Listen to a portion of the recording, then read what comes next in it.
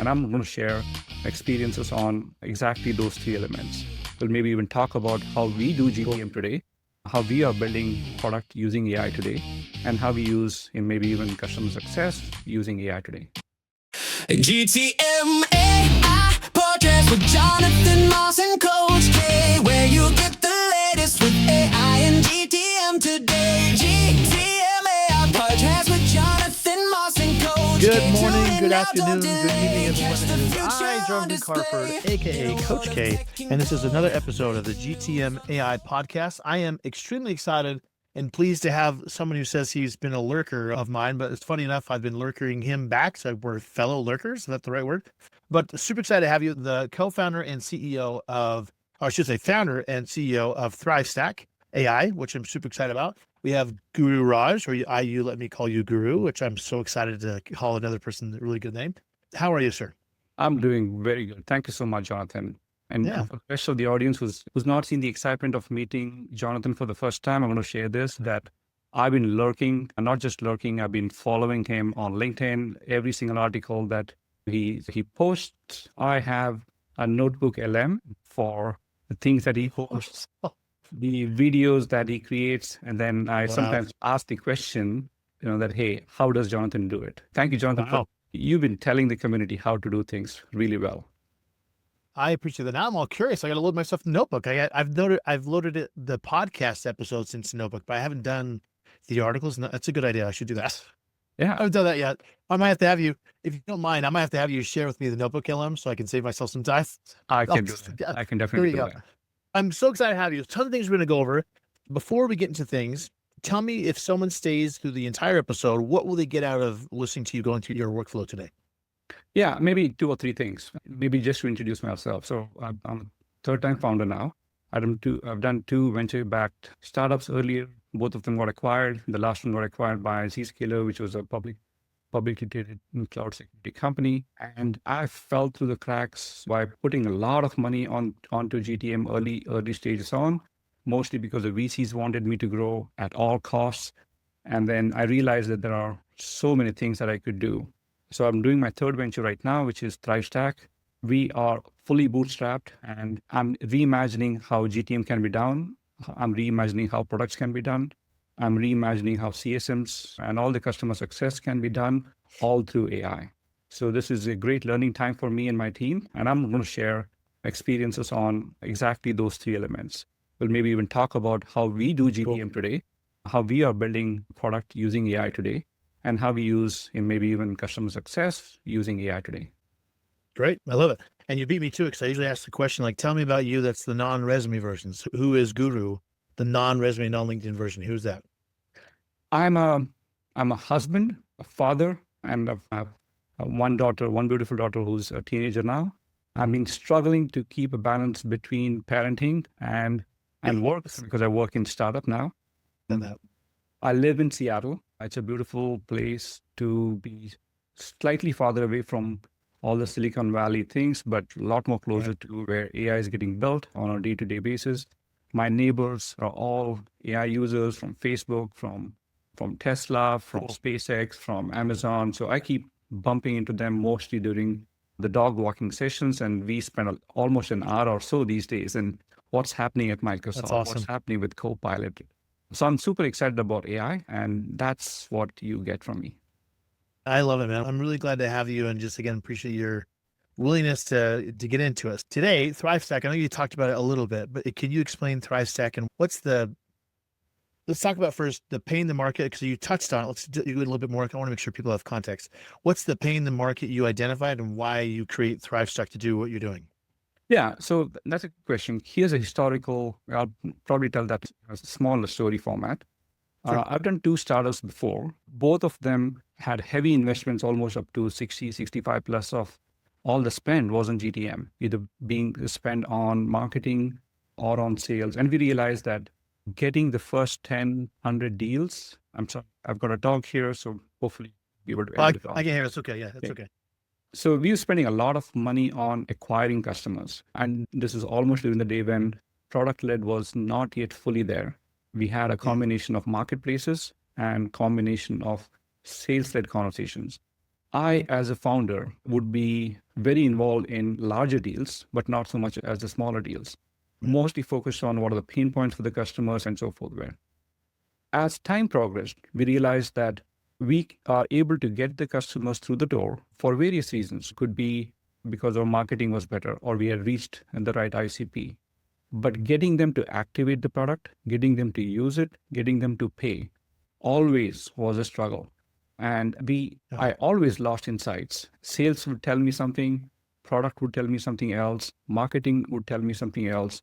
And I had no coherent story to connect the dots between, did my marketing do the effort? Are they working on the right channels? Are they working on the right initiatives to capture the lead?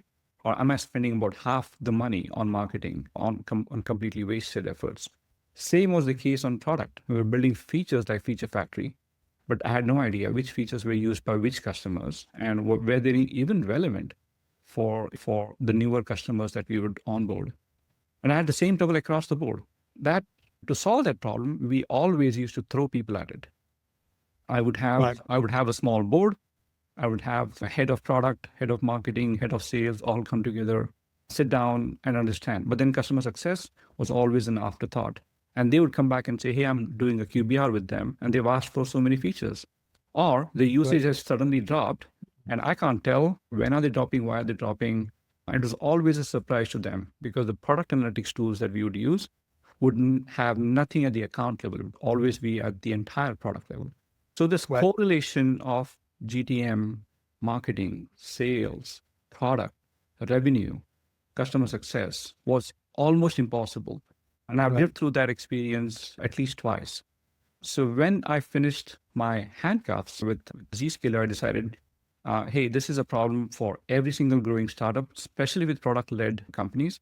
What if we are able to go and unify the signals, especially the customer signals across all of these 5 areas: marketing, sales, revenue, CRM, and customer success, and then use that to propel and accelerate conversions, maximize the lifetime value, maybe even include aspects of workflows or being able to proactively engage the customers even before either the deal went south or the usage suddenly went dormant. And I think I take some cues from Jonathan, from you, from Momentum on AI, on the revenue orchestration and that part of it. But the other two is something that we are doing at ThriveStack. I love it. Let's dig in, shall we? I want to see the meat. So you're going to show us today a few things you're using internally, and obviously some things with the ThriveStack. But I'd love to know. Give me some context. What's the first thing you're going to show us, and how are you guys using it internally for your own biz? Yeah, let me maybe divide this into maybe 3 parts. The first part is how we do things, how we use AI in GTM. So there are essentially 2 parts, right? The bigger portions of the GTM is we are using AI to create content like crazy. We use ABM. We essentially bootstrap all of the ABM contacts. Whoever we are selling to, we put that into a master contact list and we send the newsletters. I want to show you an example of how these newsletters are essentially transforming the number of signups and the number of conversations that we're having. I may not exactly show you the exact signups or the exact number of leads that we get, but I'm going to show you the expanse of it in general. This is all through ThriveStack? This is all through ThriveStack, and not necessarily through ThriveStack. We use Brevo as an automation tool, but we are bringing all the data back into ThriveStack. Cool. Okay, so I'm going to share my screen here for a quick second.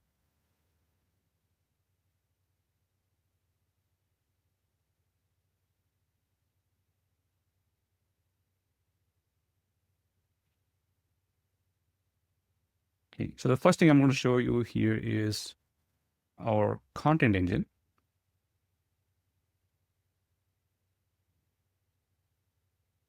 Yeah, let's do it. Got it. Before we jump in, so this is exactly what we are trying to solve. I'm showing the PowerPoint here. We are in the business of connecting all of the marketing, product, sales, billing, and customer success. Okay, all right. So the market that we are essentially going after is the market that started with something like this. Every team has become a revenue team now. They're called as 5 teams. They used to do things. For example, marketing and sales would focus on acquisition and conversion revenue. whereas the rest of the teams would focus on retention, expansion, revenue, but they would not talk to each other. And to win, Right. they essentially want to orchestrate it. We've seen, and I've seen the evolution of early stage companies, let's say, to about $1 million of revenue. They will go ahead and buy marketing analytics product and a product analytics product, things like even Hockey Stack or Google Analytics or Amplitude to bridge that gap. At that time, their focus is purely on acquisition.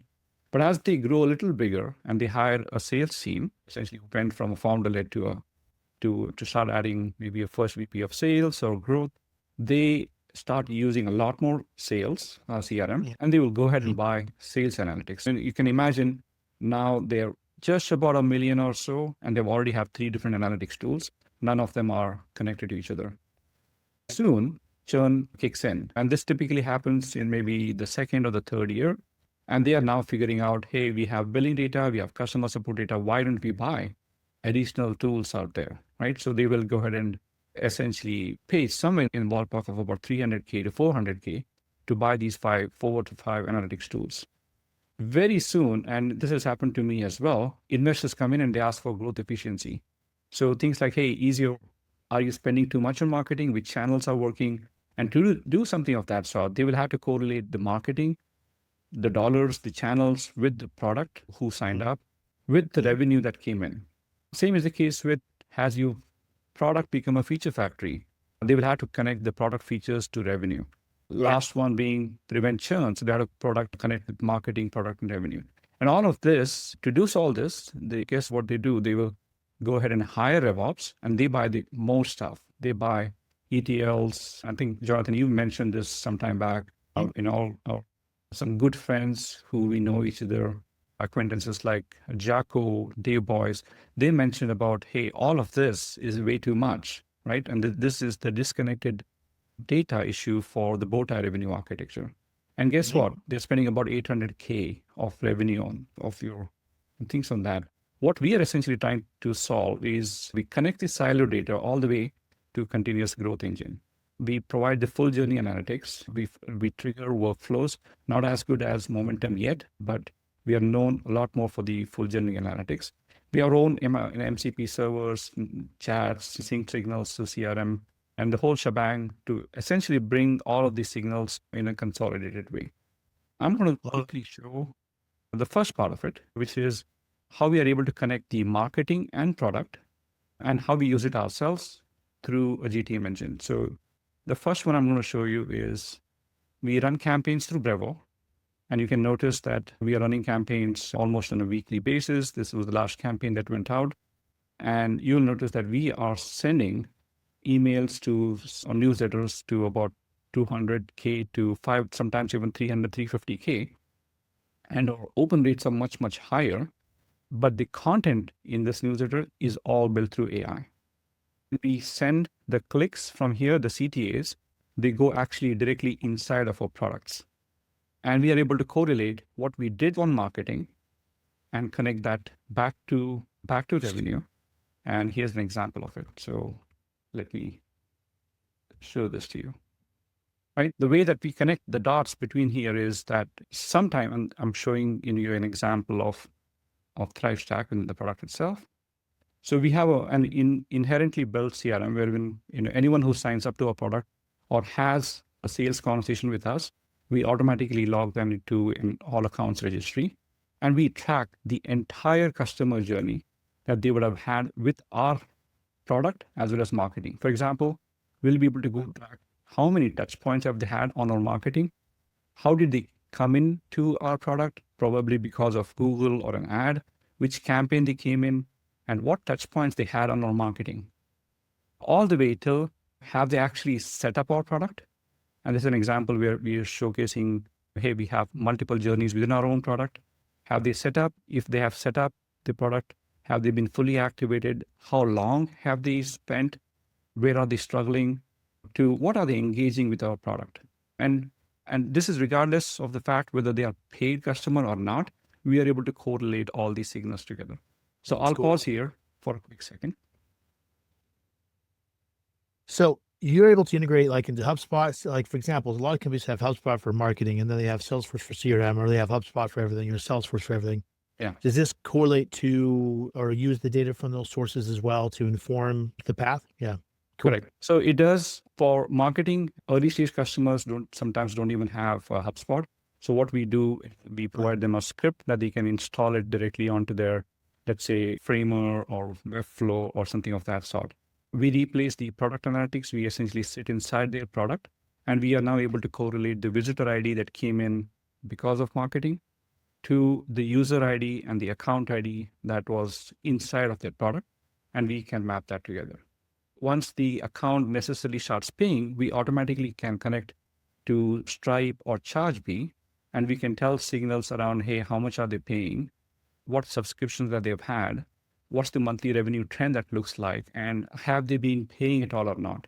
For example, we can automatically bring in signals from Stripe, connect that to the group ID within the product and say, hey, they have missed a payment here, and that payment was not recovered. So we can automatically spin off the signal and have the CSM essentially go ahead and reach out for the payment. Same is the case with they have not paid any payments. So we essentially are correlating all of this in real time as the events are coming in. And this could not have been possible without an AI to match all of that. That's awesome. So for this one internally, you talked about newsletters. So you have all this data. How do you use this information to then get more pipeline, more meetings, more like what's the connecting piece? How do you do that? Yeah, give me a second. Let me bring that. That's a good question. Don't worry, we can edit out any pauses you need. No worries.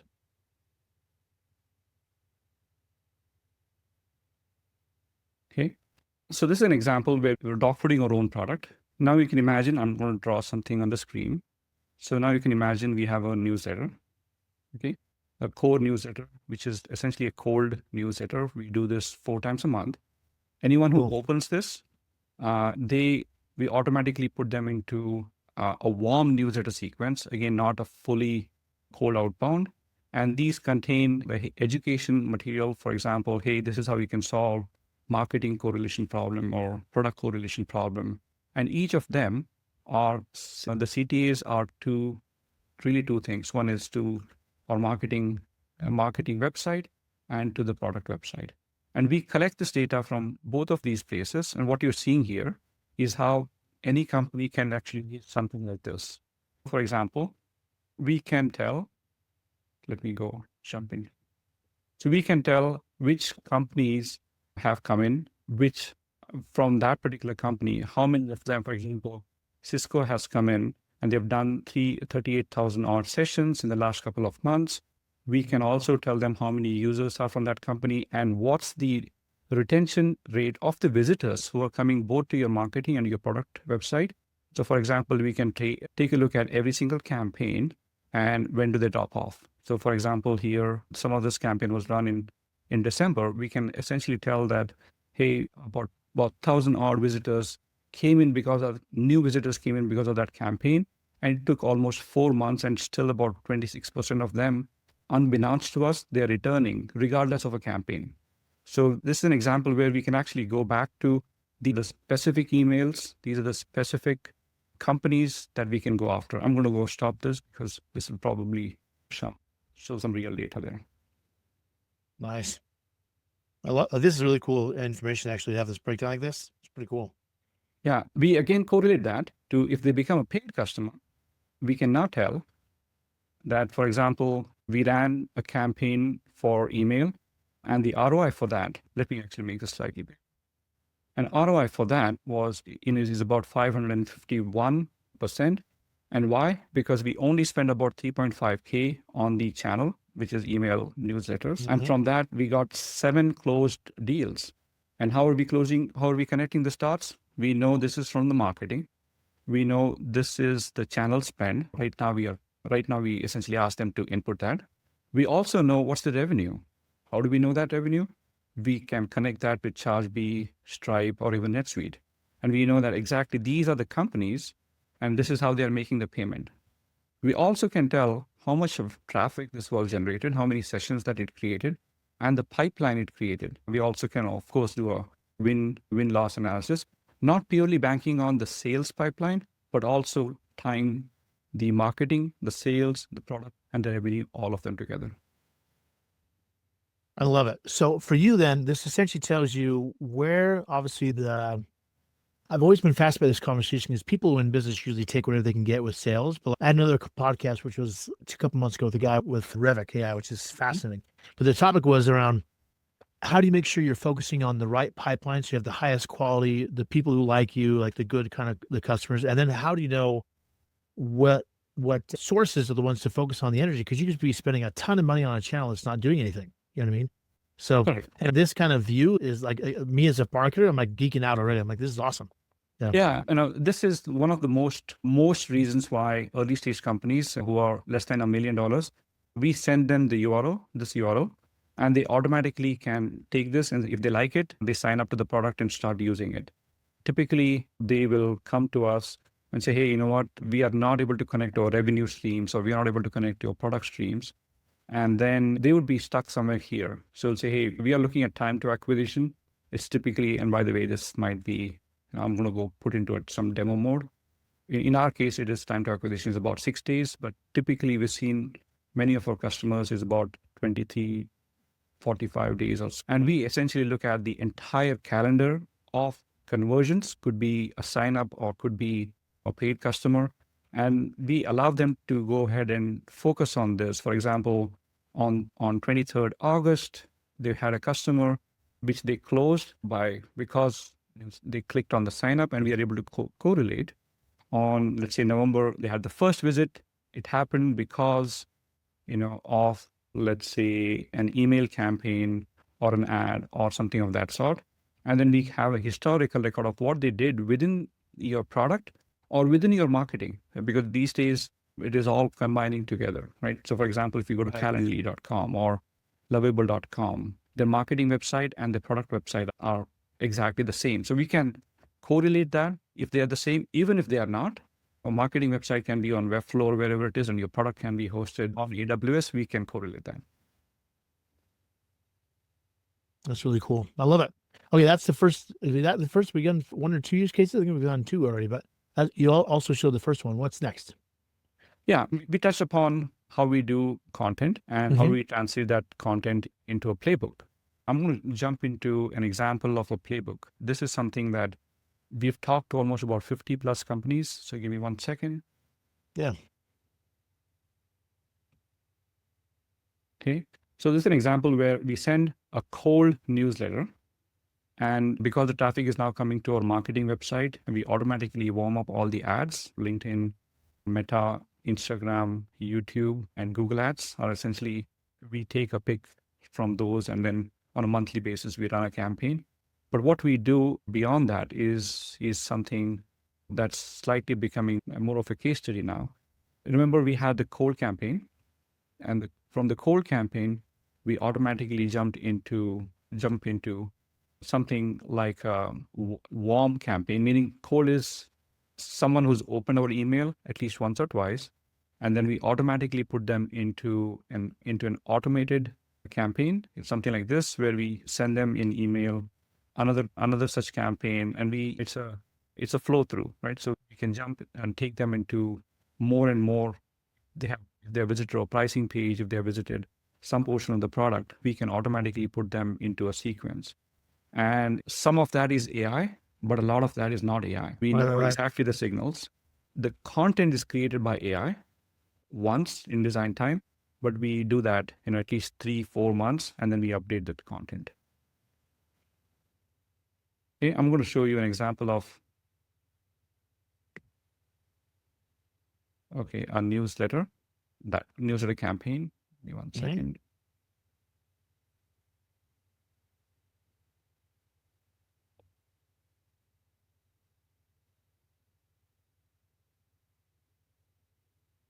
Okay, so here's an example of it. Some naysayers might say that, hey, this is creating content, and how do you essentially monetize that? So you can take an example of it. We'll say that, hey, if they have opened a newsletter or cold newsletter, we automatically add them into a contact list. We wait 48 hours. So here's an example of it, and this is actual live. And after some time, after 48 hours, we send them another newsletter, right? And we track how many of them have opened, how many have clicked. And then another 7 days later, we send one more.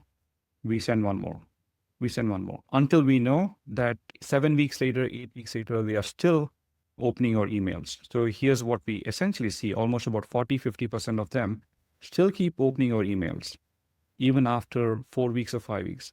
And we have another automation where we take this and then we run an outbound, because by that time we already know who the company is, who the actual person is, what's their title, what their pain points, what they have actually read from our side. So we can closely personalize it to them, saying that, hey, you are so and you've actually read our newsletter, you've been following this through. Would we love to have a conversation? If so, here's our Calendly. And that open rate for that is 90%, right? And the clicks on that is almost closer to 15 to 20%, which means that you can actually maximize instead of doing pure outbound. We can actually maximize on the previous conversations that we have had through a newsletter and leverage that to get to a conversation. Most times what we see is about 80% of the time, they would actually click on a product and sign up. And only 20% of the time, after about 7 to 8 weeks, they will actually have a conversation or a demo with us and say, hey, I've been following this. All of this is great. I need to bring in one of the champions. Could you be able to demo this to him? And I'm going to go pitch your product to them. So we are almost closer to the buyer journey, almost closer to the purchase before we even have a demo. So so if I can summarize what I'm hearing from you, your goal then, because you know this is performing well, is to get people onto the newsletter because you know how it converts afterwards, essentially. Correct. We want to leverage AI, sure. Yeah. But if you leverage AI purely outbound, and we wasted a lot of money on that. We did Artisan, we did 11x. We tried purely instantly, pure smart lead with OpenAI. And the open rate sucked, the clicks sucked. We had to go focus so much on email deliverability. We said, hey, let's cut the crap, get them to let's first educate the buyer, the various personas within the organization, and get them entry into our product directly. Once they feel it, they can automatically sign up to the product. Crazy. It's crazy. I love it. I think though it's a good point to make though, because if you said you've used like the AI SDRs and other stuff, the outbound's not performing as well as you wanted to. That's been a shift for me that I've noticed too, is that the more I can create value in the market space and bring people in, like it's way easier to do that versus trying to pound something in the other way. You know what I mean? It's crazy. So here's an example. So when we craft out an email, let me say email equal to,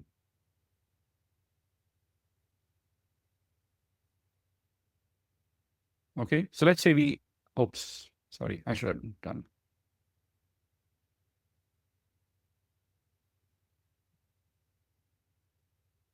Hopefully this is the right time. So when we send a marketing campaign, we will essentially put their email ID into the CTAs. So they would get something like this. So Jonathan, if you were to get a newsletter from our side, say, hey, you are in the demo mode, we will actually send this link of the product. It's already automatically in demo mode because we have customized it. And the email, we already know that email because of the newsletter. So they would jump in directly into something like this. So for example, Jonathan at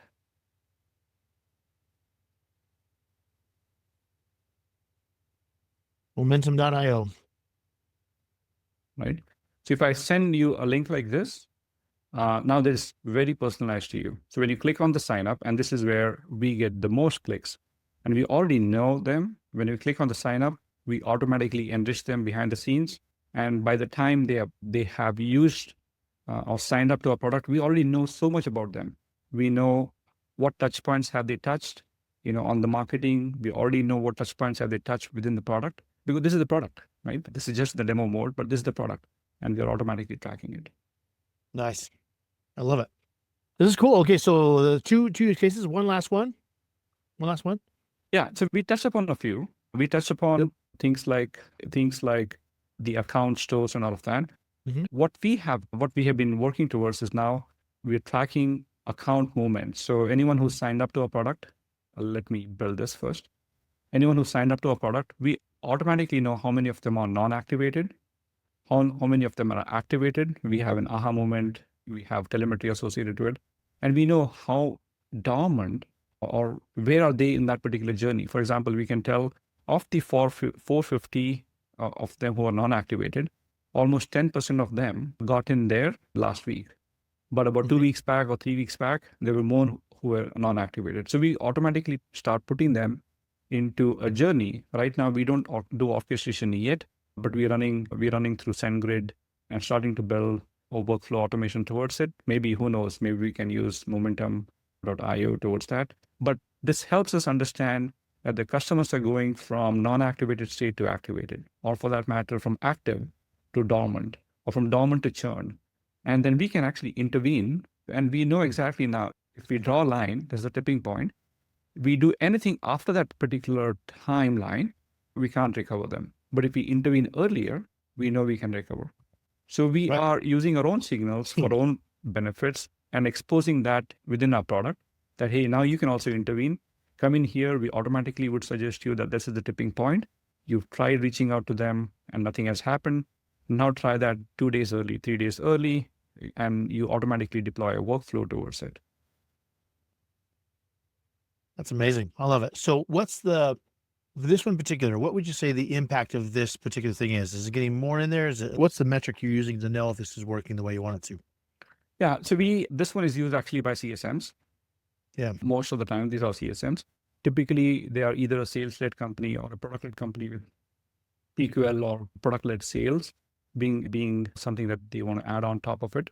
So there are 3 results that we are seeing. The first one is the acceleration of conversions, meaning someone who signed up to your product and getting them to the conversion line, right? Meaning you already have a lead, they already have access to your product, but they don't convert yet. That's typically a problem for a product-led company. And using our past performance and our customer base, we can now tell that there's an at least 15 to 20% acceleration, because of right interventions during that time. So we can tell that. The second thing that we've started to see is that recovery of a particular customer just because they became dormant. And we've seen this now almost at about 50 to 60 odd customer data points, that after they have converted, the first 3 months is when they go from converted to an active statement, meaning they are constantly actively using your product. But there comes a time almost about 3 months later when the account actually goes dormant. And when it goes dormant, meaning they're not necessarily checking on a weekly activity, not even once a month, sometimes even 2 months or so, that's a very likelihood that even if they are paying, they are essentially trying to get to a churn or into a contraction mode. And with various customers that we've been talking, intervention just before they come in during dormancy can actually get them to become a recovered customer, meaning using engaged customer, right? Reduce churn by at least about 23 to 24%, just by intervening between active to dormant stages. But of course, there are expansion buckets and all of that. But those are the top 2 things. Faster conversion, almost 15 to 20%, because of these signals coming in. And reduced churn, almost about 23 to 26%, because you're intervening proactively rather than reactively. That's huge. Like churn by 20% is massive. That's awesome. Remember, this is all, we are selling to mostly typical B2B SaaS companies. Very recently, we started adding more and more AI and product-led combined companies. But even for typical B2B SaaS companies, this churn reduction is massively so big that our product will automatically pay for itself if we market it well. We don't do a good job at that yet. I think it's amazing, man. I'm really glad you have this. So is anything else? We have a few minutes left. Anything else we missed? And by the way, you can see his website, maybe if you haven't seen this, ThriveStack.AI, which I'll have in the show notes. But I want to make sure in the last few minutes, anything we missed, or I want to make sure we don't miss anything. No, I think let me summarize. We issue how we are using AI in our GTM, primarily through content engine, the newsletter engine, and then correlate all of that for both marketing and product. And we measure it ourselves and we make it available as a product. Number 2, we use AI to build products, right? So all of this, what you're seeing here, is actually built by very small lean team. So we have reduced headcounts for UX. We have reduced headcounts for UI, and we have reduced headcount for even customer success because we use AI a lot more. So almost about 30 to 40% reduction in team size has already happened in the last, maybe I would say rather 4 to 5 months time. So Do you AI, use Claude Code? Is that what you use mostly? You kind of use a variety. we use a variety for minimal changes, meaning the product is already out there, the page is already out there, and we want to fix a bug or something. We use Claude Code or Cursor. Primarily can connect directly. Developers can connect directly with GitHub. But for various mocks, earlier we used to use Lovable and Bold. Now we have gone away from it. We go with the Google's AI Studio, and that has higher fidelity because we can actually prompt it and provide the skills much better than Claude Code.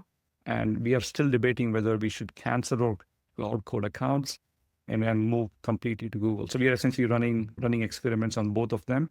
And we are finding with simpler prompts on Google AI Studio, it actually performs better. For example, this was done. This is a page that is live within the product, but this was done within 2.5 hours using Google AI Studio. And we tried to replicate that just as an experiment to go build it with Claude. It took a long time for us to go build and that, hey, here's a risk zone, here's a growth zone, build all of that. So we had to give a lot more instructions to it to be able to go do that. So we for newer mocks, we started to use Google AI Studio. I love it. You actually, one of the first people I've heard say, most people say Claude or Cursor or something like that. So it's cool to hear you say Google because like their suite is so awesome. I'm like so impressed with Google. It's not even funny. Don't get me wrong. I don't want to be quoted in a wrong way. We still use Claude. We still use Cursor. And we right now we are at a place where is this a tipping point where the Gemini models are actually getting better than, especially for the front end, for the mock. We still use Claude for the server side, for the backend, for database layers, for API layers and all of that. But for the front end, we're finding more and more usefulness towards AI, Google AI. That's really cool. Guru, this is awesome. I'm genuinely saying this not because I'm on the podcast with you, but I'm thinking to myself, I have so many ideas I could do this with my own stuff. So I need to talk to you afterwards and see what we can do. But this is cool. Absolutely. I love it. Yeah, pleasure. Yeah, it's cool. Thank you. And again, I'll make sure your link to the website's on the show notes. And are you okay if I put your LinkedIn link there as well? Is that okay? Absolutely. Okay. And just want to tell you again, thank you. You've been nothing but a joy and appreciate the depth you went into it, which is freaking awesome. I love what you're doing. So good. Thank you so much, Jonathan. Thank you so much. Yeah. And hopefully I would love to invite you on my podcast later on. And we send that to a slightly larger audience because it's a blast, right? We don't ask for permission to become a subscriber. We just run a blast. And our Spotify now has more than 48,000 odd subscribers, right? So we can trade notes, and I would love to turn this around. Pretty much the same questions on you, and so that I can also learn a lot more from you. I love it. I love to. Anytime, man. I appreciate it. I just want to tell you thank you. Thank you so much. You take care. Okay, bye-bye. Thanks for listening to the GTM AI podcast. Please follow, subscribe, like, comment, and come back for more.